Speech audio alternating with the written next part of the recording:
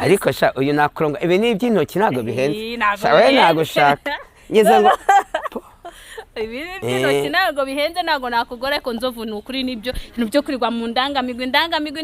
ariko ngi indangamirwa nazikate niyo mpamvu nshaka kuzabana nawe byageze uzikatire nimba utananyemera umbwire nge gushaka umugore mwiza kuyoza ati metere Nzovu afite umugore migera nimba wamara iminsi 3 ikibuno kikagenda tuzabana ikibuno kinini iyitaye yangiza inyashi zanjye nizo zigezweho ntago zajya zikugora nta mwenda n'umutambera aba yagira ikibazo rwose ahubwo manzo unsomeho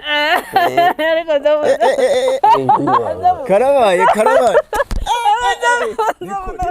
ariko ibintu bitangiye kubera hano ibiki mwe kabyara karo k'Imana urabona tubwe n'abadukunda hano mu mujyi wa Kigali imvura imeze nabi n'iki kigatuma kugikora imvura irimo kutunyagira ubwo rero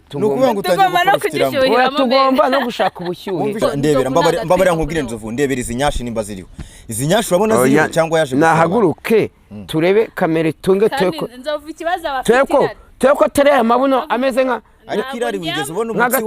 we ikibazo wikubaganya Nzovu abafite irari nicyo kibazo hindukira turebe irari hariko uri kuzibona mbega we uzi kugira ngo ugire ikibuno akaguru wagira ngo nakisenene yega we ariko Mana ishobora byose we turi bukundana izi nyashi nizo zigezweho tuvugisha ukuri Nzovu ushaka kwiteza ngo murakundana abafite ntago mucika nta kintu mukoreye tuvugisha ukuri muri iki gihe haje ikoranabuhanga ngo abafite